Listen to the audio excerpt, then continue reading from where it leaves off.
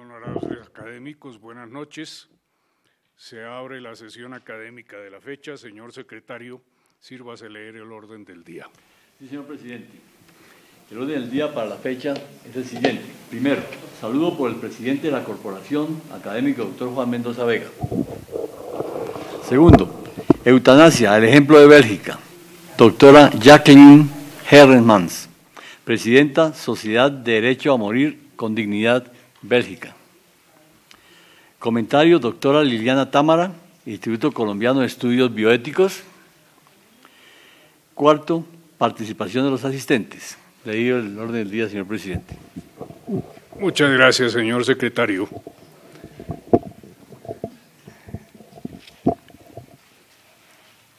Uno de los temas más difíciles de tratar en el mundo entero es sin duda el de la eutanasia, porque tiene que ver con ese aspecto que no queremos reconocer, que es el de que nuestra vida tiene un final y que ese final no es evitable, que ese final no puede pasarse por alto y por consiguiente convendría, como lo hemos repetido muchas veces en esta sala, que todos pensáramos en ese final temprano, ojalá desde la juventud, pero por lo menos ciertamente desde la madurez.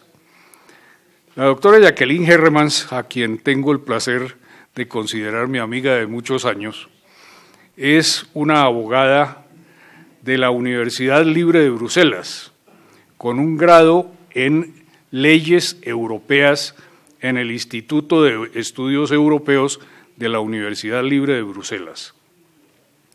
Ella, como abogada, actúa ante las Cortes ahí en Bruselas y en la firma Lallemand & Legros, su práctica incluye, entre otras cosas, asuntos de medicina y ley y además de, ¿cómo se llama eso? Liability. Legalidad. Responsabilidad profesional. Es miembro del comité consejero de Asuntos de Bioética para Bélgica desde el año 2000 y también es miembro de la Comisión Federal de Control y Evaluación de la Ley sobre Eutanasia en Bélgica. Además, como ya se ha dicho, es presidenta de la Sociedad de Derecho a Morir Dignamente de la parte que habla francés en Bélgica. Ha sido invitada muchas veces a dar testimonio sobre estos temas y fue llamada como experta por el Comité Conjunto de Asuntos Sociales y de Justicia del Senado de Bélgica, cuando en ese parlamento se debatía el asunto de la eutanasia y el cuidado paliativo en el año 2000. Y otra vez, cuando se habló de la extensión de la eutanasia en el mayo del 2013. Además, varios partidos políticos belgas solicitan con frecuencia su opinión sobre estos asuntos. Como conferenciante tiene amplísima experiencia, ha hablado ante médicos, ante enfermeras, psicólogos, etcétera, sobre estas materias, incluyendo, por ejemplo, conferencias en la Universidad Católica de Lovaina sobre cuidados paliativos, calidad de la vida y en la Sociedad Científica de Medicina General. Es evidente que a esta academia la honro mucho el que la doctora Herremans haya tenido la bondad de aceptar la invitación para esta noche y entonces yo le ruego a la doctora Herremans que tome la palabra. Hará el comentario la doctora Liliana Támara, miembro de nuestro Instituto Colombiano de Estudios Bioéticos, médica, patóloga forense y persona que ha estudiado la bioética en profundidad, tiene un grado en bioética y además persona de muy juiciosas opiniones, como nos consta por sus anteriores intervenciones. Doctora Herremans, por favor. Sí. Bélgica es un país raro, bastante excepcional. Yo no sé si algunos de ustedes hayan tenido la oportunidad de visitar a Bélgica para ver y reconocer que vivimos en un contexto bastante surrealista. Eso sigue siendo cierto. Bélgica, junto con Holanda y Luxemburgo, los tres países como el Benelux son las tres excepciones en el mundo que tienen una legislación sobre la eutanasia y el suicidio asistido. Sabemos que en Norteamérica, en los Estados Unidos, hay algunos estados, los estados de Oregon, de Washington, Vermont, que tienen también leyes sobre el suicidio asistido, y también conocen la excepción en Europa, que es Suiza. Tal vez ustedes me hagan unas preguntas acerca de la diferencia entre esos países o estados y nuestra solución, pero quisiera enfatizar un punto. Lo que tal vez haya sido la clave de nuestro éxito en Bélgica fue el hecho de que nosotros no hablamos solamente sobre la eutanasia, sino que en ese mismo año, en el año 2002, tres leyes importantes respecto de la medicina se aprobaron en Bélgica: la ley de la eutanasia, la ley del cuidado paliativo y la ley de los derechos de los pacientes. Entonces, el debate sobre la eutanasia se manejó conjuntamente con el cuidado paliativo en el Parlamento. Entonces, ahí se tuvo la oportunidad de reconocer que si uno de que no hay una oposición entre el cuidado paliativo y la eutanasia, y también es interesante enfatizar que hay muchos especialistas en cuidados paliativos que están a favor de este derecho que tienen los pacientes de escoger su propia muerte.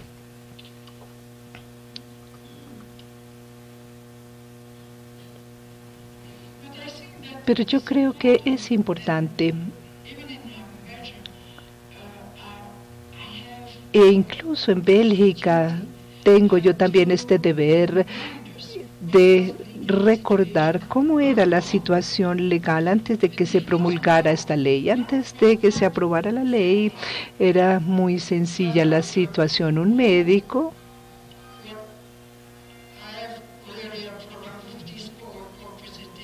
ya estoy teniendo problemas con la presentación. Un médico que aceptara oír a su paciente con respecto a este tema podría ser llevado a juicio por asesinato, por homicidio. Hay una diferencia entre Holanda y Bélgica. En Bélgica era homicidio. En Holanda existía la posibilidad de que el cargo fuera un poco menos grave, es decir, que fuera un cargo para el cual se imponía una sentencia más corta en la cárcel, pero no un cargo de homicidio. En Bélgica había un cierto grado de tolerancia y yo no recuerdo que hayamos tenido un solo juicio importante. Claro que hubo procesos judiciales, pero antes de llegar a los tribunales había la decisión de no enjuiciar al médico alegando el estado de necesidad, es decir, diciendo que el médico había actuado de acuerdo con unos principios superiores que no podían tomarse como un delito penal. Pero está bien la tolerancia, pero Tuvimos por lo menos 2 casos importantes. Uno fue en Lieja y el otro ocurrió en la región misma de Bruselas. Como existía la posibilidad de la judicialización, entonces había un temor en general de cuestionar la ley. Y ese fue el problema que había antes de la legislación, antes de que se aprobara. Y fue muy importante también para los médicos el hecho de que se incluyera el artículo 95 en el Código de la Deontología con la prohibición de la eutanasia y el suicidio asistido. Entonces, existía definitivamente la dificultad para los médicos de escuchar al paciente en ese sentido, pero sabíamos que la eutanasia ocurría y se producía en varios hospitales o también en el hogar. Y entonces hubo una encuesta muy importante para comparar en 1995 lo que pasaba en Holanda y en Flandes, que es la parte norte de nuestro país. En 1998 en Holanda se encontró la despenalización de facto, es decir, no era una ley en ese momento, pero de hecho o de facto había un cierto grado de tolerancia, había unas guías por derecho consuetudinario o por orden médica. Entonces, cuando estudiamos estas decisiones médicas al final de la vida, reconocemos, y no es sorpresa, que hay un 40% de las decisiones médicas que se basan en el impacto sobre la vida de la persona. Entonces, cuando vemos estas cifras, hay algo muy importante. Y ese algo muy importante son estos 2 valores. Terminar la vida sin la solicitud explícita del paciente. En Holanda era 0.7 y en Flandes 3.2. Y entonces, ¿cuál fue la conclusión de esta encuesta, de este estudio? Puesto que existía el miedo de ser judicializado, puesto que también está el temor a la denuncia, entonces los médicos sí preferían actuar en secreto. Es decir, no tener un diálogo con el paciente ni con la familia. No eran homicidios realmente, pero como estaba la cuestión del Código Penal y también el Código de Deontología, entonces los médicos en aquella época preferían evitar un diálogo abierto con el paciente y la familia.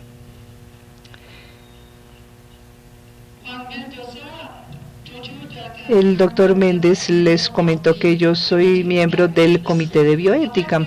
En aquella época yo todavía no era miembro del comité y debo decir que la primera opinión que entregó el comité en 1997 tal vez fue la primera o la mejor opinión o concepto de este comité. ¿Por qué lo digo? Porque en Bélgica el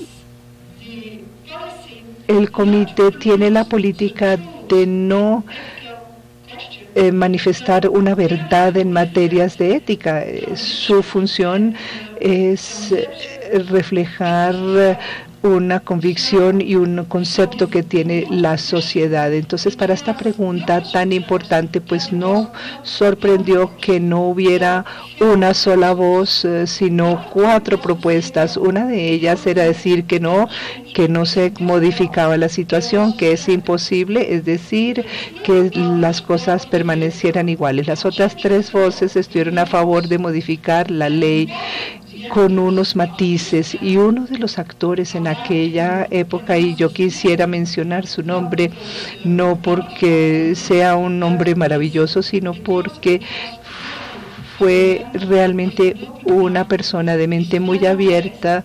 El profesor de Derecho, un jesuita, el profesor Van Est, y yo sé que en algunos círculos católicos esta conducta del profesor Van Est recibió muchísimas críticas, y Fernand Van Est sigue siendo una persona de una mente muy abierta, es un humanista, es una persona maravillosa. Yo tuve la oportunidad de trabajar con él durante años en la comisión de control, y a veces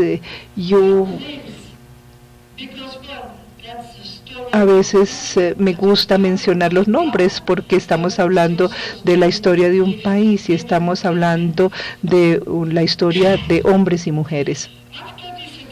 Después de esta opinión y consulta, tuvimos el gobierno del arco iris, es decir, fue una excepción en Bélgica porque fue un gobierno sin participación de católicos. Yo trabajo con los católicos, no piensen que yo voy a criticar a los católicos, ni mucho menos, pero los partidos católicos en efecto, pues estaban en contra de esta posibilidad, de que se abriera esta posibilidad. Después de las elecciones y después de la declaración, una declaración muy importante del gobierno,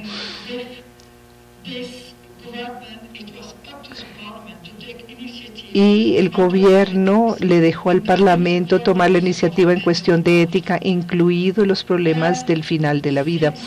Y desde diciembre de 1999, entonces fue cuando se inició el trabajo para que se presentara este cambio importante en el campo médico. Y hubo muchas audiencias muy importantes, más de 40, con expertos, pero también con pacientes. Y estas audiencias se transmitían al día siguiente, entonces se permitió un debate abierto con la sociedad. No fue solamente restringido el debate al Parlamento, ni restringido a los peritos y expertos, sino también que se abrió el debate público a la sociedad.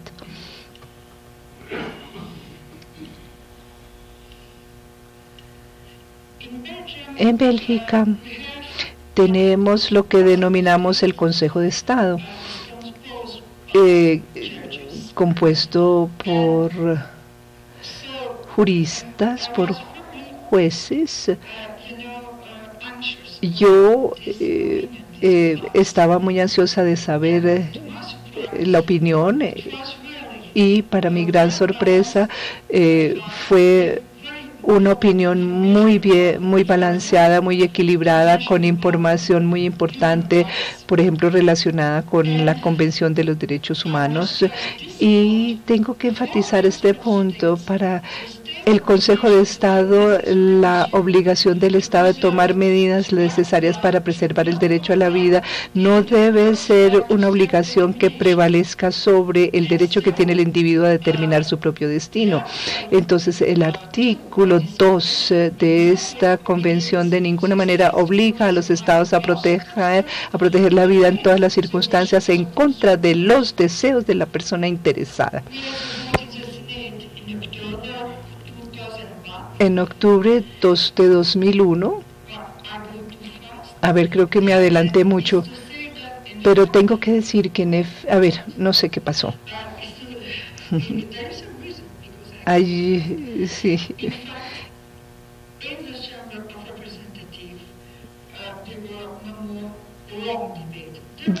Hubo debates, pero no tan prolongados como fue en el Senado. Entonces, en mayo, la Cámara de Representantes tenía que presentar su voto sobre la eutanasia y sobre los cuidados paliativos, y el 28 de mayo de 2002 se produjo la sanción y la promulgación de esta ley, después de pasar por el Senado y por la Cámara.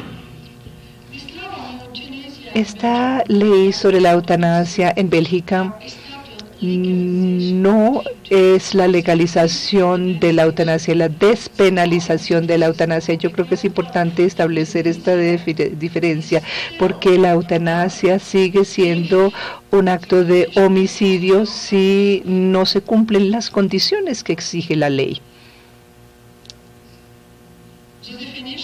La definición es el acto realizado por un tercero de manera intencional para poner fin a la vida de una persona a solicitud de dicha persona. La palabra más importante aquí es la solicitud de dicha persona y la tiene que realizar un médico. Hay tres condiciones principales: que la solicitud debe ser voluntaria y la debe expresar cuidadosa y repetidamente el paciente sin presiones externas. Y en 2002 se limitaba únicamente a la solicitud de un paciente adulto.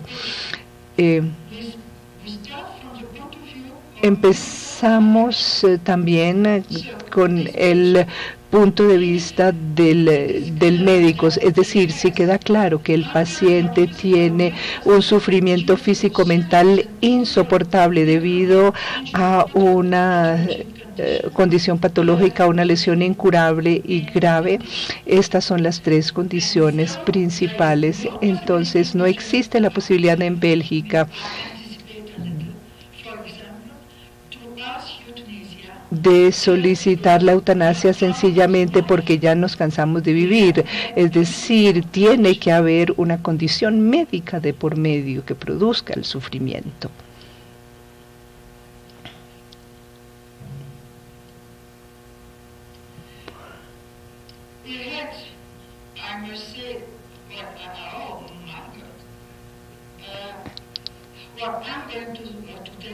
Bueno, les voy a mencionar tres comentarios, aunque no pude poner la diapositiva correspondiente. Nosotros tuvimos suerte en cierto sentido de que ya existiera la experiencia de Holanda, pero nuestra ley de ninguna manera es una imitación ni una copia exacta de la ley holandesa. Cada uno de los países tiene que escoger la mejor forma de responder esta pregunta. Quebec acaba de sancionar una ley sobre la asistencia médica activa. En Quebec no se habla de eutanasia, por ejemplo. En nosotros hablamos de los mismos principios, pero nosotros, cada uno, tenemos que adoptar nuestro propio camino de acuerdo con la situación política, social y cultural de cada país. Entonces, yo no vengo a decirles aquí que Bélgica, que hay que seguir el ejemplo de Bélgica de manera exacta. Nosotros tenemos una solución y es una solución que puede tener sus imperfecciones y también sus cualidades. Ahora, volviendo nuevamente a la definición, yo también creo que es importante decir lo que no es la eutanasia.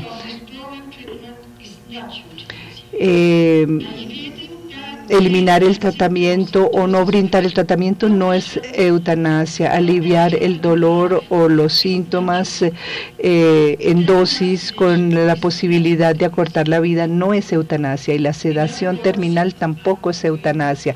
En otras palabras, vuelvo a esa pregunta. Es poner el fin a la vida a solicitud de la persona.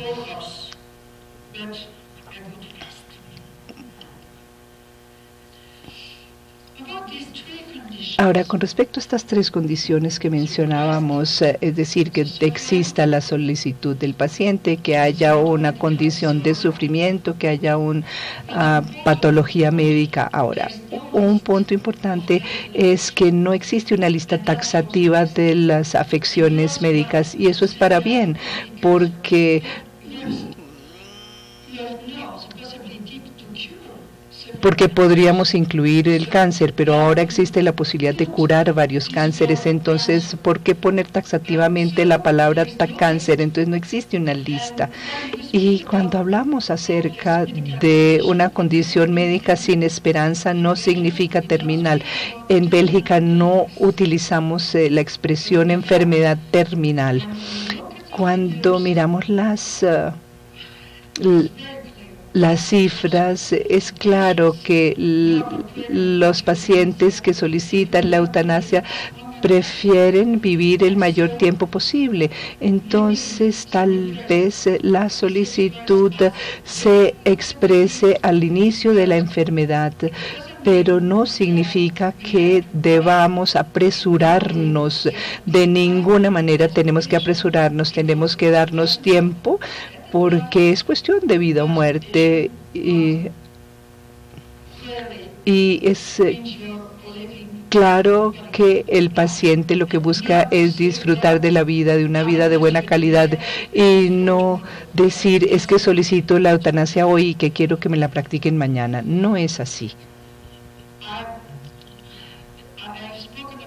He hablado de las condiciones principales, pero también, además de las condiciones, tiene que seguirse un procedimiento. Primero, para cada situación médica, el paciente debe ser informado acerca de su diagnóstico, su pronóstico, acerca también de las distintas posibilidades de tratamiento, y se le tiene que informar también sobre las posibilidades de cuidados paliativos. Y en Bélgica tenemos una buena oferta de cuidados paliativos que, claro, podría mejorarse, y también puede ser cuestión de cultura médica, ¿no? A veces preferir no continuar con el tratamiento médico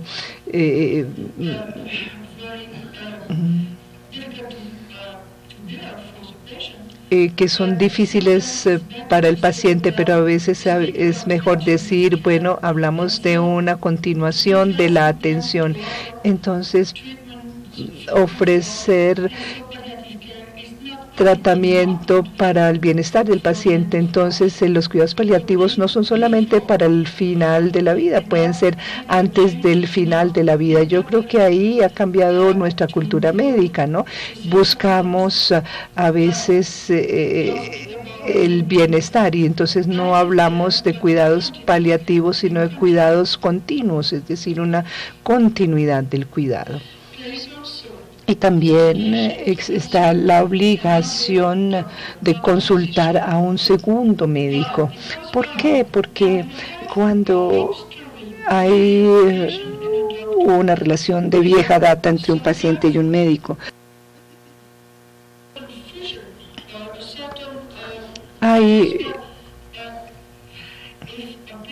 si un paciente sufre de un cáncer, serán quizás meses, años, en donde existirá esa relación médico-paciente. Entonces es importante tener un tercero que pueda tomar una distancia, que pueda ver las cosas con nuevos ojos, y ese tercero puede encontrar otra solución también.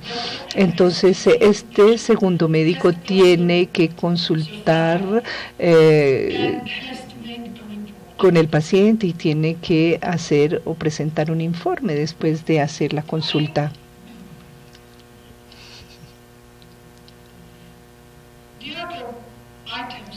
Los otros puntos de este procedimiento que se exige son los siguientes. Primero, el médico tiene que hablar del tema con los parientes del paciente, pero únicamente si el paciente así lo desea.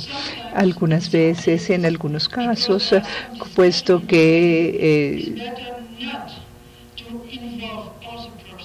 a veces puede haber discusiones entre la familia, es mejor no involucrar a todas las personas, pero en general cuando reconocemos que existe ese tipo de problema, de una situación contradictoria en la familia, tratamos de explicar y tratamos de resolver los problemas, pero a veces no es posible. En un caso que salió a los medios fue un caso de una mujer que permaneció durante años en un estado de depresión severa, es decir, se ensayaron varios tratamientos sin resultado alguno, y esta mujer también tenía problemas en particular con uno de sus hijos, con un hijo, y el médico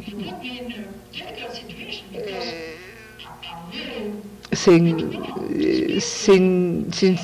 veía en una situación difícil porque él quería también hablar con el hijo de la mujer y él tenía el teléfono de ese hijo, pero en últimas esta mujer se negó, no quiso que el médico hablara con el hijo porque ella no quiso tener otra discusión, otra pelea con el hijo, y de hecho le envió un correo electrónico a su hija y a su hijo en enero. No hubo respuesta, los dos, ninguno de los dos respondió. Se realizó la eutanasia, pero al día siguiente el hijo entonces apareció y dijo, no, que cómo fue que no habían consultado a los parientes, pero él conocía perfectamente el deseo de su madre. Ahora, yo no entiendo por qué nunca respondieron, nunca reaccionaron, si este hijo sabía perfectamente que la madre había tomado la decisión de solicitar la eutanasia. Y durante 4 meses que transcurrieron entre el primer mensaje y el momento no hubo ninguna llamada telefónica, ni un mensaje, ni una carta, ni nada. Entonces, esta mujer, por ejemplo, nunca supo que tenía nietos. Entonces, si ustedes oyen hablar del señor Tom Giblis, hay que tener cuidado, ¿no? Porque es importante que lo tomen como ejemplo. Hay que conocer todos los detalles del caso antes de llegar a una conclusión sobre lo que sucedió en ese caso. Si la muerte no se espera que suceda dentro de un periodo de tiempo corto, entonces hay otras condiciones adicionales. Hay que consultar a un segundo médico, y tiene que ser un psiquiatra o tiene que ser un especialista en la patología del paciente. Y también hay que respetar un espacio de por lo menos 1 mes entre la solicitud por escrito y la realización de la eutanasia. Esto fue para no entrar en el debate del tema de la enfermedad terminal, y para estos casos era necesario tener más información. Por ejemplo, si el paciente se encuentra en un periodo de depresión, por ejemplo, porque si es esa la circunstancia, entonces tenemos más tiempo y tenemos la obligación de esperar más tiempo. Digamos, después de un accidente de tránsito puede suceder que un hombre joven o una mujer joven quede paralizado, por ejemplo, por el accidente, y para estas personas en algunos casos pueden recuperar la calidad de vida, en otros casos es más difícil. Entonces es diferente en las distintas personas, y hay que darse tiempo en esos casos. Después de la eutanasia, el médico tiene que declarar el acto de la eutanasia a la Comisión Federal. Y en cuanto a esta Comisión Federal,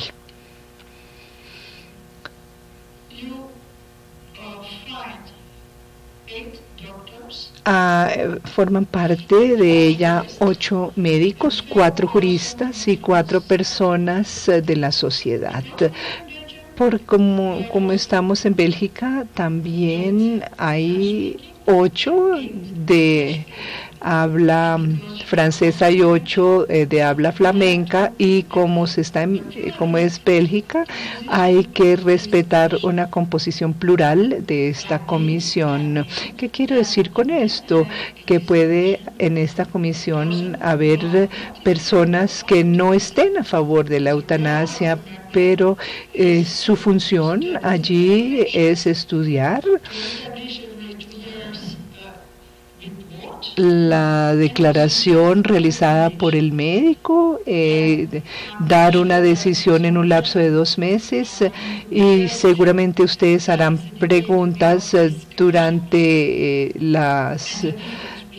el debate sobre esta comisión y también la diferencia entre Bélgica y Holanda, y seguramente pues volveremos sobre este punto de la Comisión Federal. Otra cosa que fue importante y fue a solicitud de la Sociedad del Derecho a Morir Dignamente era tener el reconocimiento de lo que nosotros llamamos el testamento en vida, pero puesto que realmente hubo un debate muy difícil sobre ese punto, tuvimos que transarnos.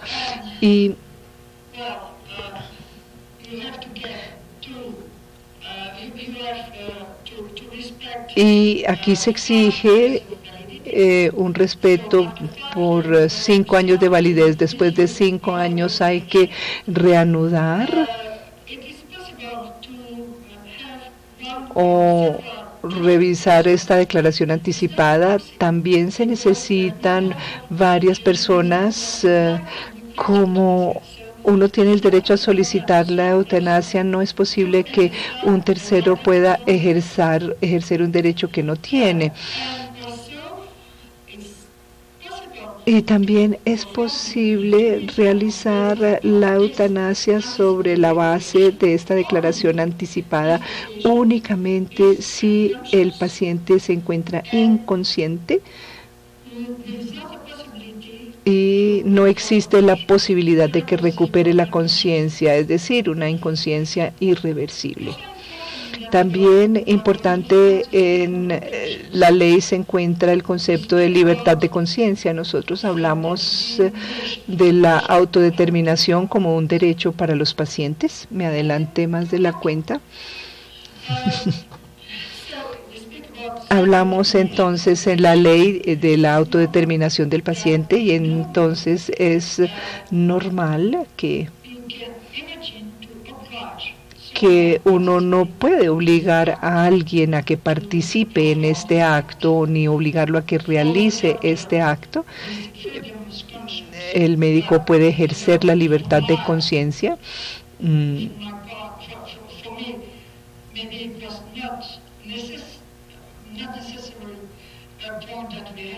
Yo personalmente no consideraba que fuera un punto que tuviera que incluirse, es decir, me parece natural entender la objeción de conciencia, pero de todas maneras quedó inscrito este punto en letras de molde en la ley. Y por eso fue que se incluyó, eso fue el deseo también del Parlamento, incluir este tema de que existe la libertad de conciencia y la posibilidad de objetar de conciencia. Si un médico rehúsa practicar la eutanasia, debe entonces transferir la historia médica del paciente a otro colega que el mismo paciente designe. Pero esto puede ser difícil porque el paciente puede tener una relación durante años con el médico general y entonces el paciente no querrá cambiar si el médico rehúsa. Entonces es difícil la situación cuando el médico le dice al paciente: no, yo no voy a practicar la eutanasia porque eso va en contra de lo que yo creo y de mi conciencia. Entonces el paciente se ve precisado a recurrir a otro médico. Entonces, ¿a quién recurre? Entonces hemos tenido problemas con este tema de la objeción de conciencia debido a eso. Yo les decía que también tenemos esta ley importante con respecto a los derechos del paciente y el testamento o el deseo anticipado. Yo quiero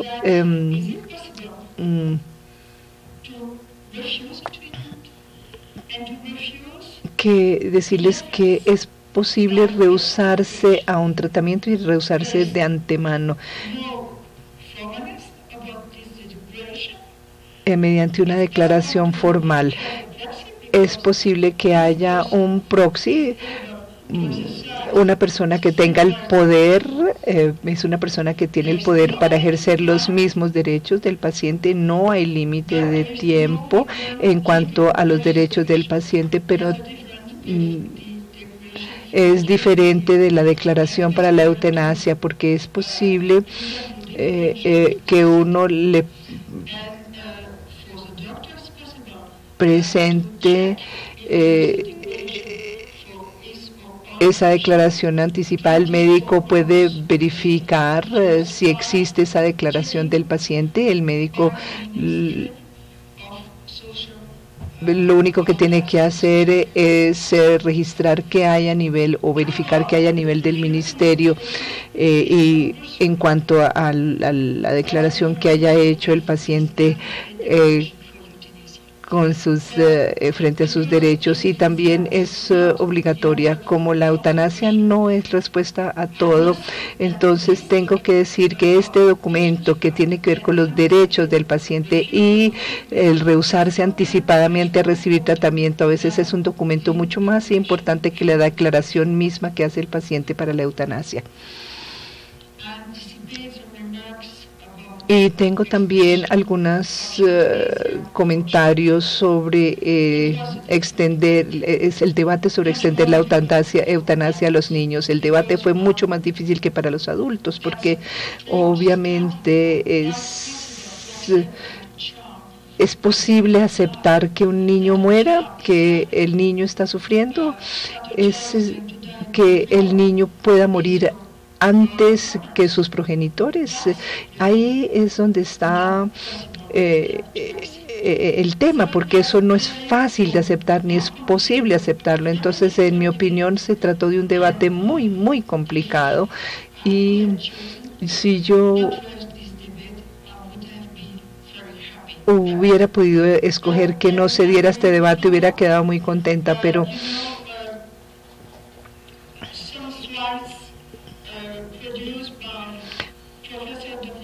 hay aquí algunas diapositivas de la profesora Dominique Biaron, que es la jefe de la unidad de cuidados intensivos pediátricos de Bruselas, y ella estaba a favor de que se extendiera la ley a la eutanasia para los niños.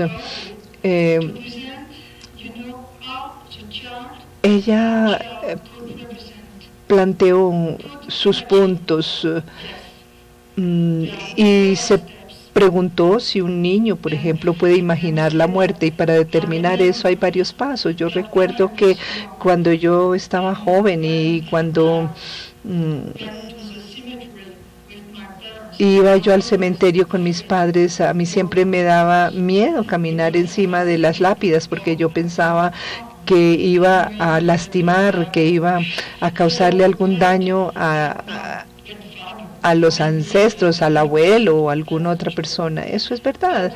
El niño lo empieza a comprender, pero lo más importante es que tenemos que decirle la verdad a los niños, y con ese debate esto se enfatizó muchísimo en Bélgica. Cómo manejar al niño que sufre. Hay que decirle la verdad al niño que sufre en sus propias palabras, no con nuestras propias palabras, pero lo que no se debe hacer es mentir acerca del hecho de que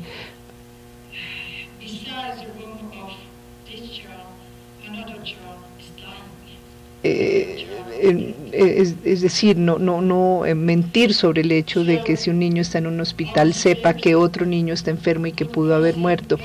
Entonces, el miedo, la ansiedad es cierta a nivel de los adultos, pero también al nivel de los niños.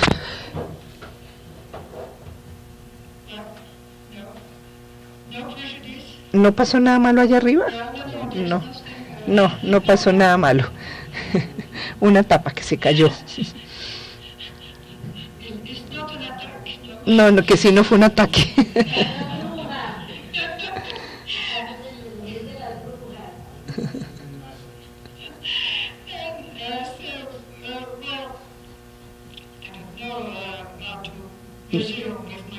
A ver, para continuar, existen todos estos miedos que también tienen los niños. Y entiendo, obviamente, que para los padres es muy difícil decirles la verdad a sus hijos que sufren. Los padres quieren proteger a sus niños, quieren poder decirle a su hijo, no vas a morir, haremos todo lo posible para salvarte, pero llega el momento en que es inevitable, no hay otra posibilidad que pensar en la muerte, y muchas veces los niños piensan en los otros. Por ejemplo, hubo la historia de una niña, una jovencita, una niñita de 6 años estaba muriendo y lo sabía, y ella sabía que se estaba muriendo, y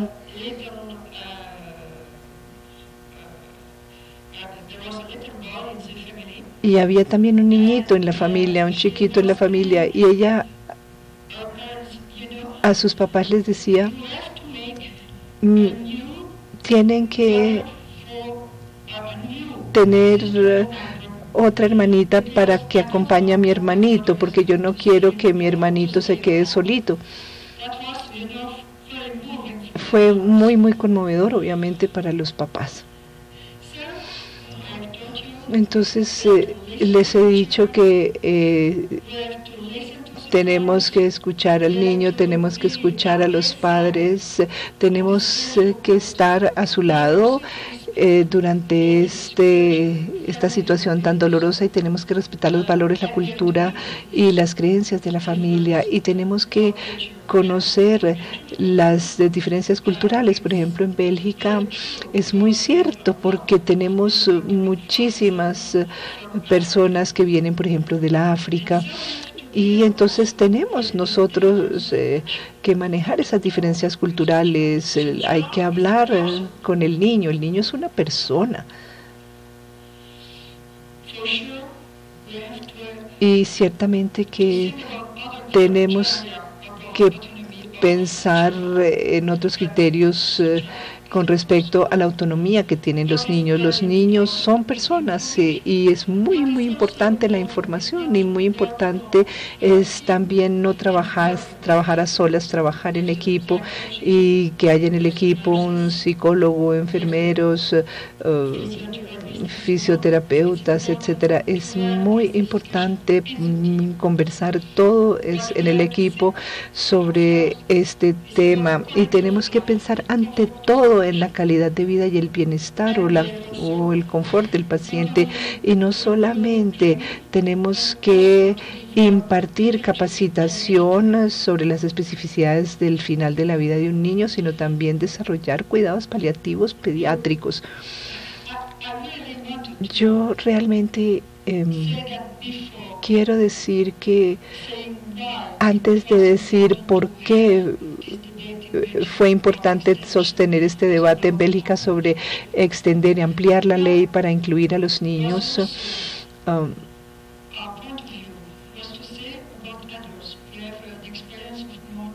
en cuanto a los adultos, tenemos una experiencia de más de 12 años.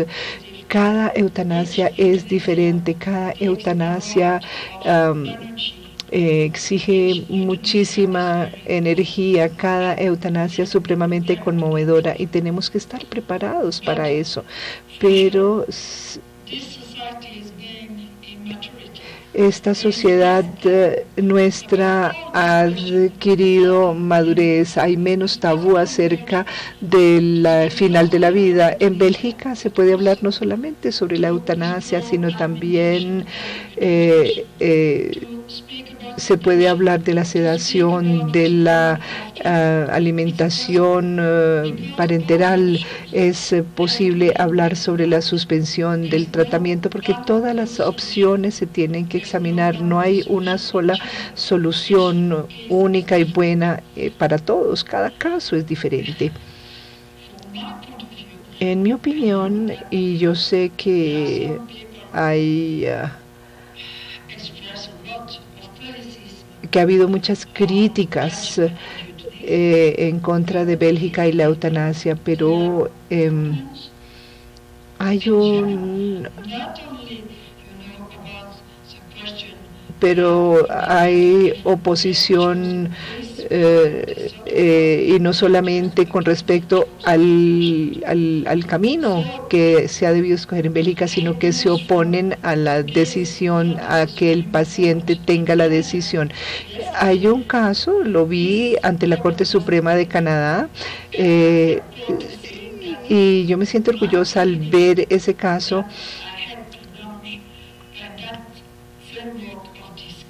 Yo tuve que establecer el marco de la jurisprudencia al cual yo contribuí.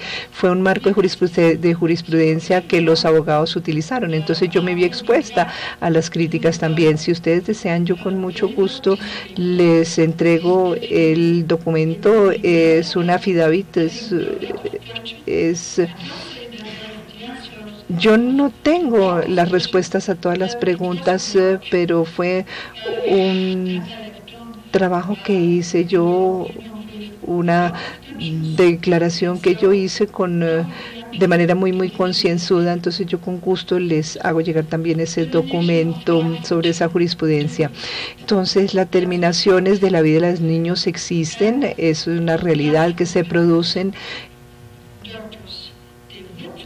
Y los adultos, los médicos, obviamente preferirían no sentirse obligados a actuar en la sombra, porque siempre existe el riesgo de que haya una denuncia y que haya un proceso judicial contra ellos. Entonces, logramos promulgar esa ley. Pero las condiciones son que tiene que existir la solicitud del paciente, en este caso del niño. No es que sean los padres los que soliciten, no es que sea que los padres puedan solicitar la eutanasia para su hijo, no se puede.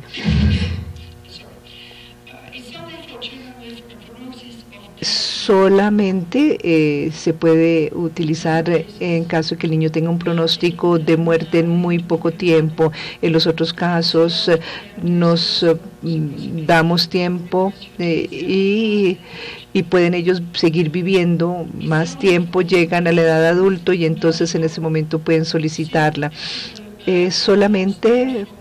Solamente se permite para sufrimiento físico, no para sufrimiento mental, y se necesita el consentimiento de los padres.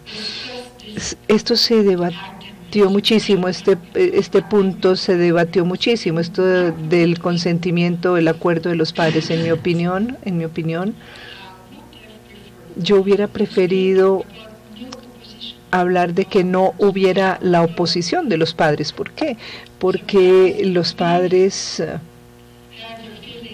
pueden sentir una responsabilidad por la muerte de sus niños cuando manifiestan su consentimiento, su acuerdo, pueden ser responsables, pero por otro lado no era posible imaginarse que un médico procediera a hacer la eutanasia a solicitud del niño sin que los padres estuvieran de acuerdo.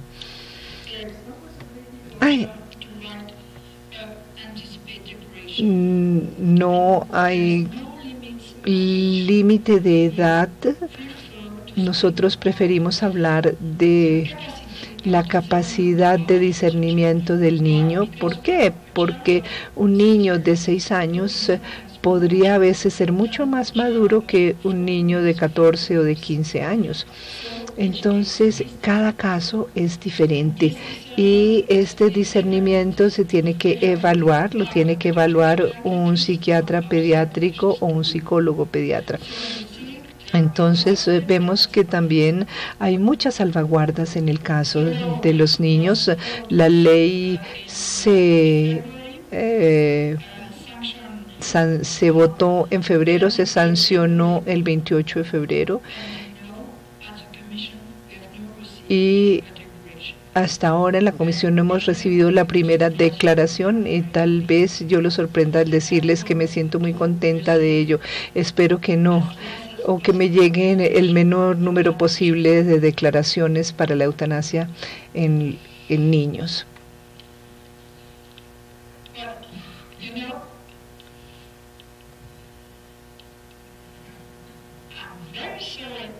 Lamento mucho, pero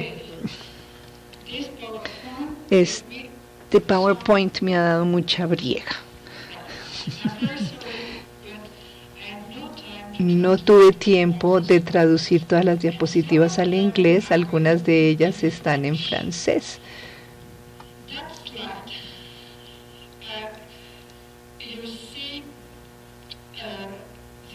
Vemos el número de declaraciones que han llegado a la Comisión sobre casos de eutanasia desde 2002.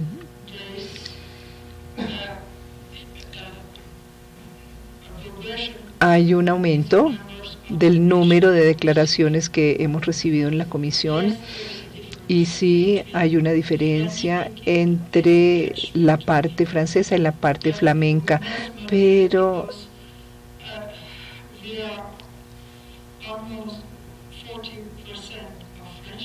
40% tenemos de parte francesa en Bélgica y 60% de parte flamenca en Bélgica. La diferencia,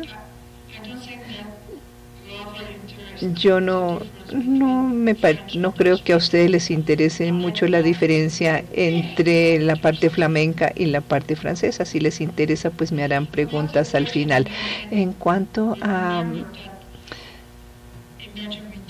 Recuerden que en Bélgica no hablamos de terminal.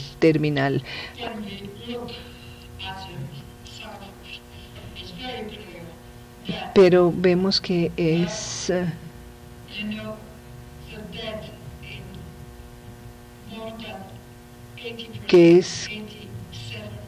claro que en 87% de las veces es porque la muerte se espera que ocurra en muy poco tiempo. Pueden ser días, semanas o meses, pero jamás en años.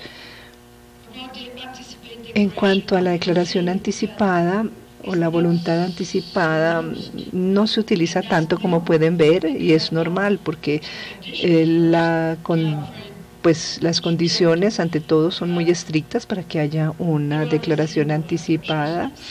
Se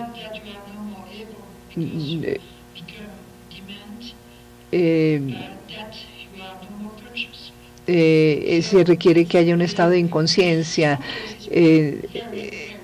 Es decir, entonces hay algunos casos, pero son muy raros. En cuanto a las enfermedades médicas, el cáncer sigue ocupando un lugar muy importante como razón para el número de casos de eutanasia. Al comienzo era más del 80% por cáncer y ahora hablo con base en el último reporte, estamos en 73% y también se incluyen las otras enfermedades, Parkinson, esclerosis múltiple, también afecciones pulmonares no cancerosas,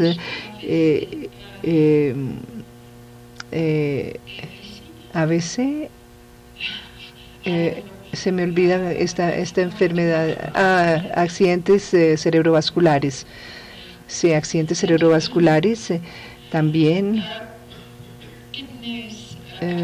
enfermedad renal, SIDA. También hay casos de SIDA.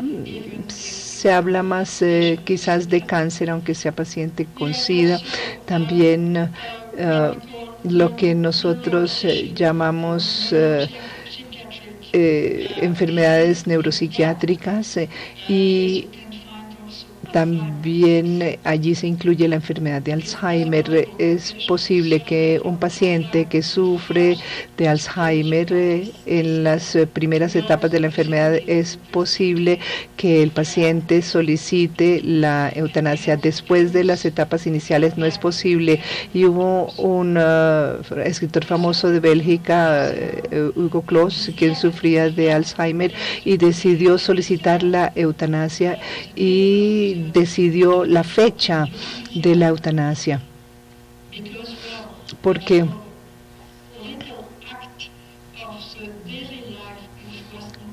porque él ya no podía manejarse a sí mismo, ya él no podía realizar las actividades de su vida. Y un día la esposa, por ejemplo, le pidió que él apagara una luz y ya no pudo hacerlo, entonces él estableció la fecha. También las patologías múltiples, por ejemplo, personas con muchas patologías distintas y cada una de ellas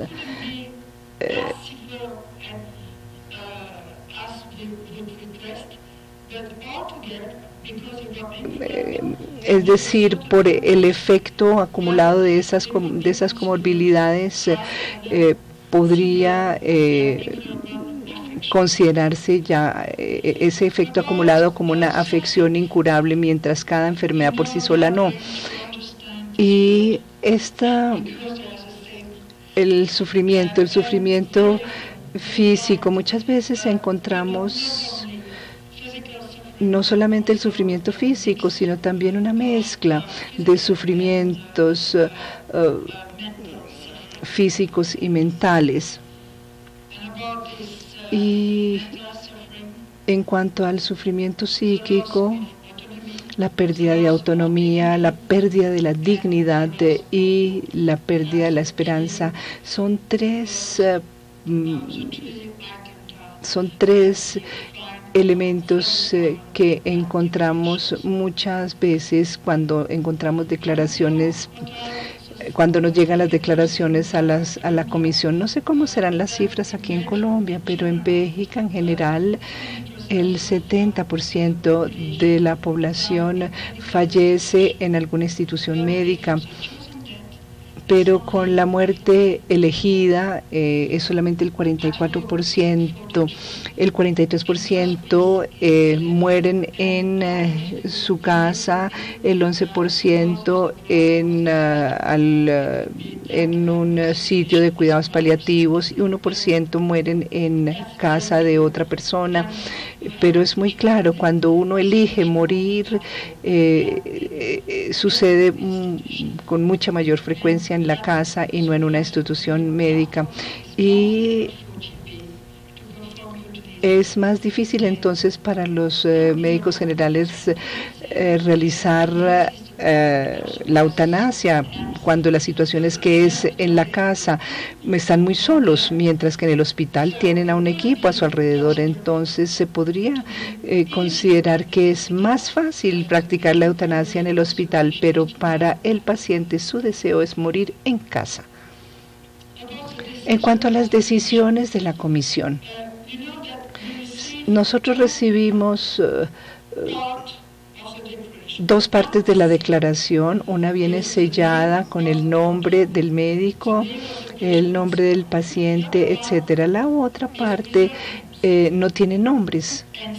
Entonces, si pensamos que hay alguna información que falta, si hay una información faltante, si hay confusión, si es ambiguo, entonces tenemos que abrir la primera parte de la declaración.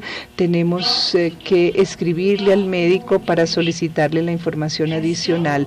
Entonces, es hasta que obtenemos esa información, mejor dicho, hasta ese momento no hay posibilidad de que nosotros como comisión podamos decir que aceptamos la declaración.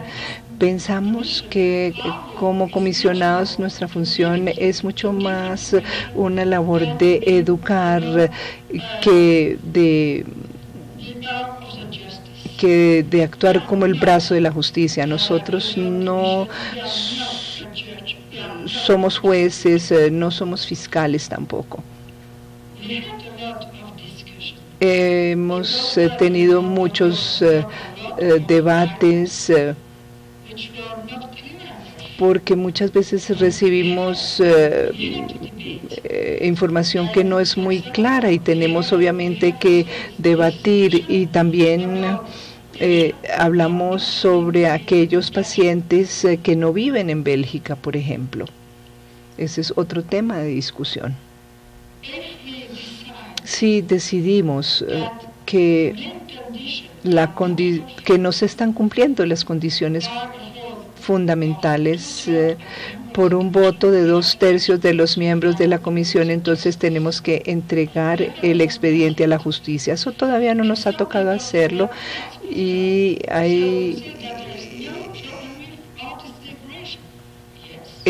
y se dice que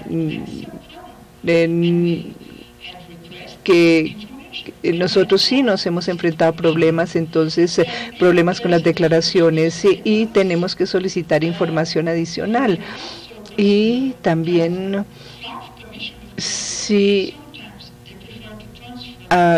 tenemos dificultad para llegar a un acuerdo, preferimos trasladar el caso a la justicia porque no estamos seguros de la respuesta, pero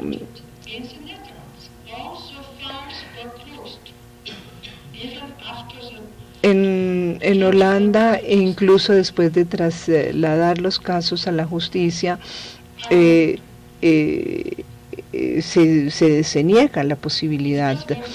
Bueno, voy a concluir. Es posible hablar de la eutanasia con cifras. Es posible decir que hasta ahora la eutanasia en Bélgica representa menos del 2% de todas las muertes. Pero más importante todavía es hablar de los testimonios de gratitud que han recibido los médicos. Es mucho más importante también hacer énfasis en que tal vez de 10 solicitudes de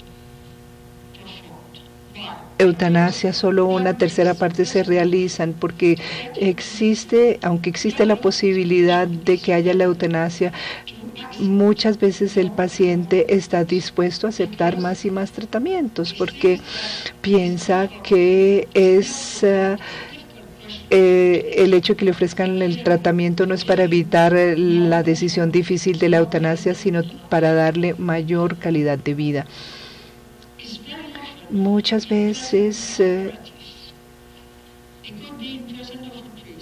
puede hacerse en presencia de los parientes, en presencia de un sacerdote. Y voy a concluir con un caso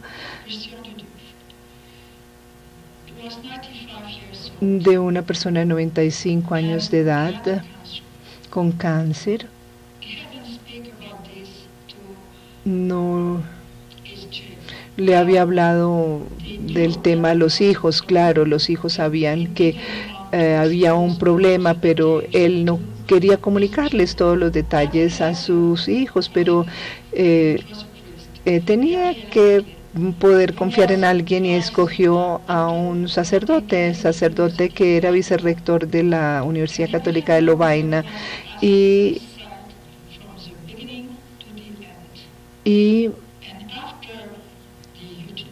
después de que se produjo la eutanasia, tuvimos una ceremonia maravillosa en una iglesita en Lovaina con el sacerdote. Fue una ceremonia no religiosa, sino con los amigos, con la familia, y muy, muy conmovedora.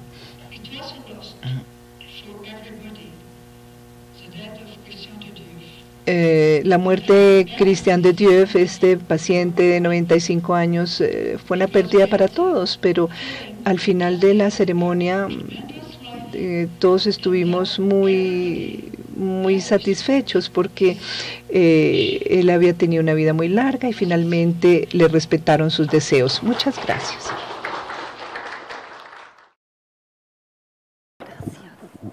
Muchas gracias, doctora Herremans. Creo que hemos tenido una presentación con una gran claridad, con una gran cantidad de datos importantes y espero que esto nos dé mucho material para reflexionar. Para un comentario, como ya lo dije, se ha pedido a la doctora Liliana Támara, miembro del Instituto Colombiano de Estudios Bioéticos, que aceptara el participar en esta sesión y me complace mucho darle la palabra. Le agradezco la gentileza que tuvo para invitarme a comentar este tema tan generador de controversias alrededor de la conferencia de la doctora Jacqueline Herremans, una persona que ha dedicado su vida, ha hecho una profesión no solamente a través de su formación, sino de todas las renuncias que ha debido hacer para asumir un estilo de vida que vaya en concordancia con este tema tan controversial en su país y en otros países, tanto de Europa como de América, incluso en Australia. Solo un espacio académico como la Academia Nacional de Medicina le pide a una paliativista como yo, que nunca ha practicado una eutanasia y que declara no querer tener que hacerlo nunca, comentar la experiencia de un país de vanguardia sobre el tema y sus consideraciones para Colombia. Durante todos estos años y después de acompañar a cientos de pacientes al final de la vida y de sus allegados, solo una de esas pacientes desistió de los cuidados paliativos con el modelo que yo aprendí y he practicado en favor de que le practicaran una eutanasia. Sin embargo, esa paciente, debe advertir, yo la derivé a un médico que respetamos profundamente porque a pesar de todas las dificultades legales que hay actualmente y culturales, decide que la voluntad de los pacientes que en conciencia y en unas condiciones como las que la sentencia que tenemos, en la cual se trabajó mucho desde esta academia y desde unos magistrados en la Corte Constitucional, practican la eutanasia actualmente en nuestro país. Durante los análisis de casos con la doctora Carmenza Ochoa en la Fundación Pro Derecho a Morir Dignamente, me ha mostrado varias realidades individuales y en eso la doctora Jacqueline es muy enfática. Cada caso es particular. No podemos pretender dar una única solución para el problema de la muerte. Y esos casos me han demostrado, cuando los he analizado en teoría, que hay situaciones en las que es posible, que es necesario e incluso que es exigible la práctica de la eutanasia. Ante la diversidad de la realidad, se requiere que la ciencia y el derecho se formulen y aclaren las metodologías de acción para Colombia. Para la sociedad en general, este no es un problema que le incumba solamente a los médicos y médicas colombianos, ni solamente a los abogados y abogadas. Es un problema de la sociedad en general y para la comunidad médica en particular.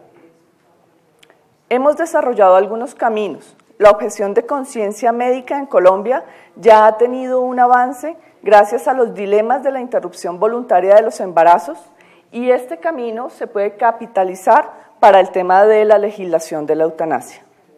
Esta joven sociedad colombiana, tan agobiada por problemas estructurales, también ha acunado brillantes hombres y mujeres de mente abierta, que han estudiado e iluminado la necesidad de legislar en este tema. Incluso han dado elementos procedimentales para su implementación. Sin embargo, no estamos ante una temática fácil. La muerte es uno de los tabús que la conciencia humana ha tenido que desplegar toda su creatividad a través de la espiritualidad y la religiosidad para enfrentar el final de la vida, igual que el otro tema tabú, de dónde venimos, el principio de la vida. Y en esa medida, dado que es un tabú social, no matarás, enraizado en lo más profundo de la esencia de lo humano, que hacer una legislación adecuada para nuestra sociedad no es una tarea fácil. Para nosotros como médicos y médicas, además, el hecho de tener que hacer una profesión del ejercicio y de cómo ejercemos la medicina nos impone un reto adicional, porque la tradición médica nos hace hacer un juramento en el cual nos comprometemos a no darle a otro o a otra un medicamento, una bebida, una droga que vaya a terminar con su vida. Y esas dos grandes barreras, tanto humanas como de la medicina como tal, hacen que nos enfrentemos a esta gran problemática. Hay un tercer factor adicional, y es una sociedad en búsqueda de control y en búsqueda de evitar el sufrimiento. Yo no hablo de hedonismo solamente. Quien ha padecido dolor de verdad, severo, que lo ha hecho desmayar, quien ha tenido el sufrimiento de enfrentar la muerte a muy, muy cercanos pasos, sabe que tratar de evitar el dolor y el sufrimiento es una necesidad humana. No es simplemente una idealización o una reflexión teórica. Solo aquellos que hemos podido padecer eso sabemos cuánto tememos al dolor y al sufrimiento. Y hay personas que sin haber pasado por ahí tienen una pulsión natural a evitarlo. Y bajo esa premisa es que le piden a otro o a otra, preferiblemente de una manera no estéticamente inadecuada. El tema del reguero de sangre con una pistola, un arma de fuego, es bastante poco apropiado, poco digno. Y acuden a quien les ha provisto el alivio a lo largo de la historia. Acuden a la medicina para ello. Tenemos unas particularidades culturales y esta sociedad tiene el tema de la violencia de una parte, un conflicto armado que ni siquiera habíamos reconocido, por una profunda incapacidad como individuos, producto de una sociedad que no es capaz de identificarse con el otro próximo y menos con el otro lejano, donde tratamos de hacer diferenciaciones y segregaciones de los que no son como yo, de los que no son de mi élite o de mi condición. Y esas particularidades nos hacen llegar al punto que después de tantos años, 2 décadas y un poco más, después de la sentencia en la cual se despenaliza la eutanasia en Colombia, no hayamos podido hacer avance legislativo en el tema. Gracias al desarrollo que sociedades como la sociedad belga ha hecho, normativa y legislativamente en este tema, hemos podido tomar elementos para saber cómo desde nuestras necesidades deberíamos legislar.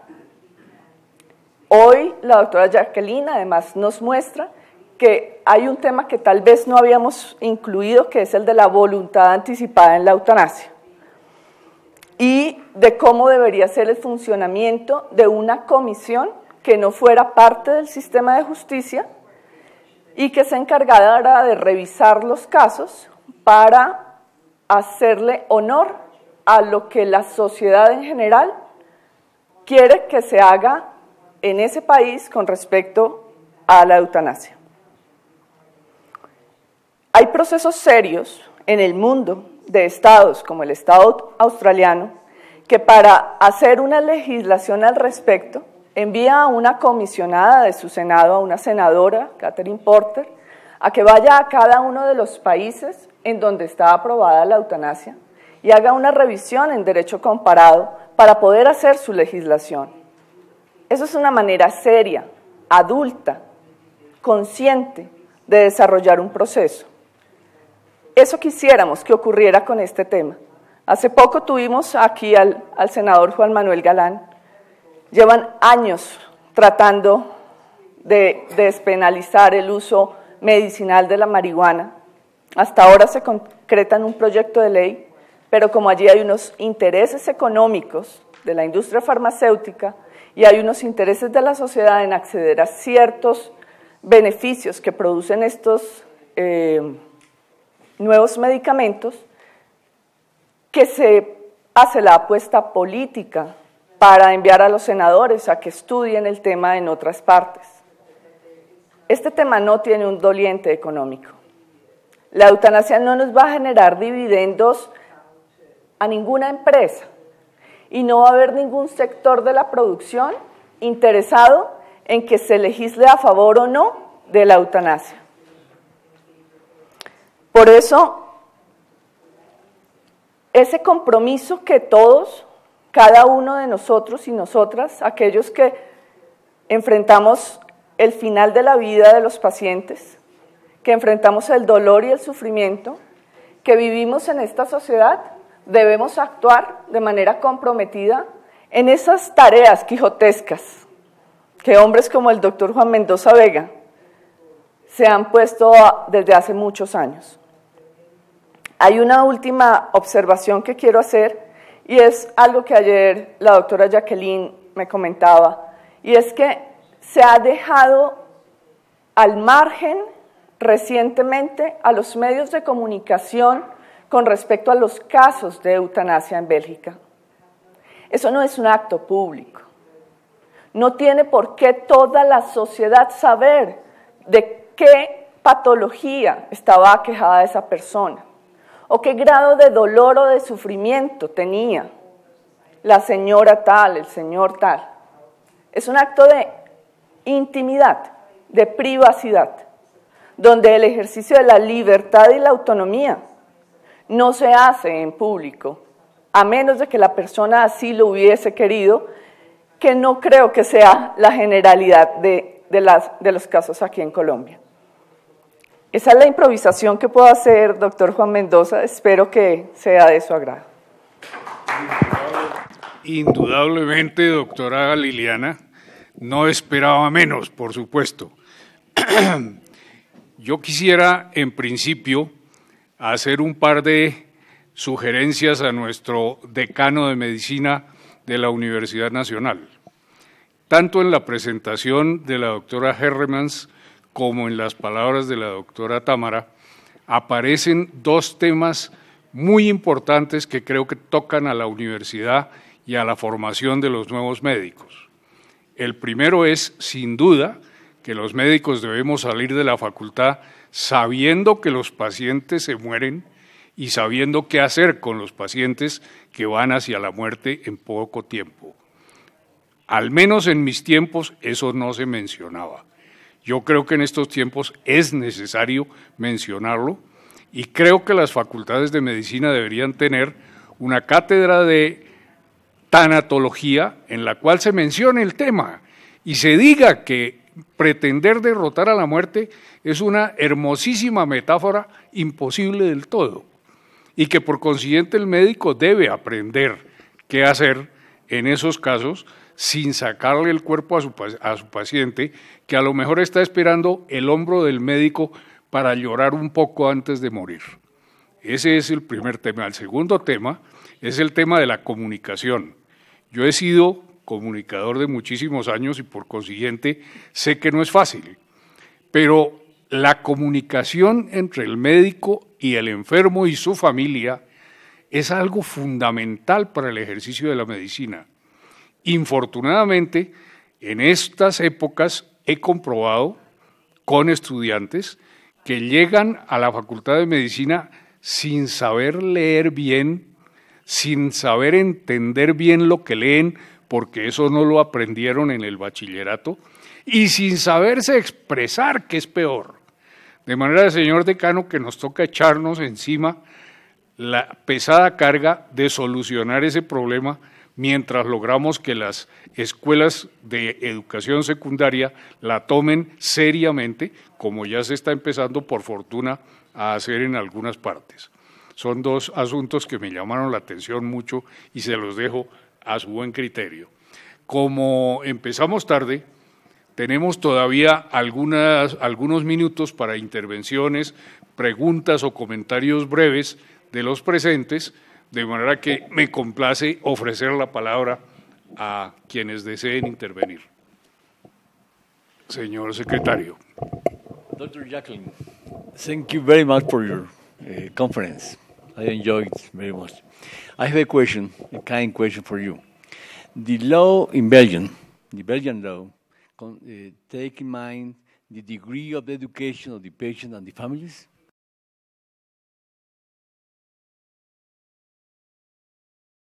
¿Lo mismo para todo el mundo? Es lo mismo la ley, es decir, es lo mismo para un médico, un abogado o un simple campesino.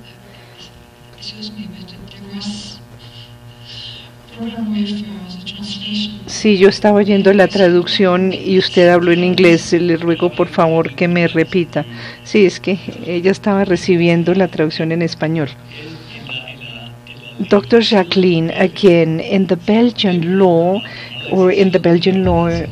is it considered, in order to make the decision of assisted suicide or of euthanasia, does the law ask that the degree of education that the patient and the family has be considered? How well educated the patient and the families are? En la ley es para todos, es una ley marco, entonces realmente no se toma en consideración el grado de educación, etcétera, que tenga la persona, pero también hay que considerar la ley sobre los derechos del paciente, y es muy importante en esa ley el deber de informar. El médico en ese proceso tiene que tomar en consideración la cultura, la educación del paciente. Entonces no está en la ley de eutanasia, pero sí está muy bien descrito en la ley referente al derecho de los pacientes, los derechos de los pacientes.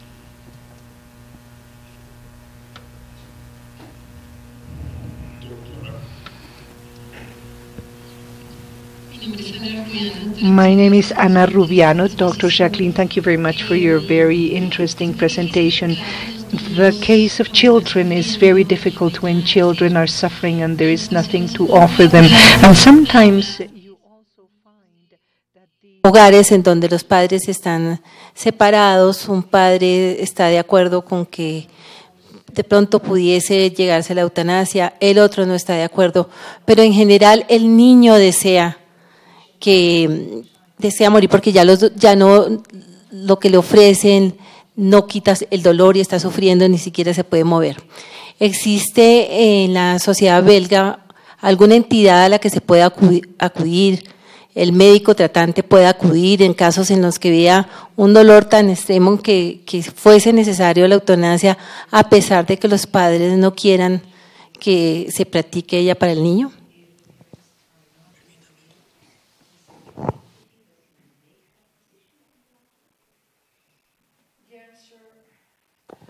The answer is no. Well, you know, I don't think. No creo que realmente vaya a suceder que se cree tal entidad, porque se hace un trabajo muy intenso realmente con los padres. No conocemos de un solo caso hasta ahora en donde haya habido este tipo de problema que usted describe, y no es posible que un médico acepte realizar la eutanasia para un niño si no existe el acuerdo. Si uno de los progenitores está en desacuerdo, entonces no se puede practicar la eutanasia. Entonces, en ese caso, después de todas las conversaciones y todo los esfuerzos que se hagan, entonces hay que buscar otra solución, y esa solución no será la eutanasia, será la sedación, por ejemplo. Y la diferencia entre la eutanasia y la sedación. La sedación se hace a solicitud del paciente y el médico, así sea que el médico esté de acuerdo o en desacuerdo, pero para el tratamiento la iniciativa viene del médico y es ya sea que el paciente esté, y es el paciente el que tiene que manifestar su acuerdo, pero no se puede realizar la eutanasia si uno de los padres está en desacuerdo. Eso de la eutanasia, un negocio. Conocí a un muchacho.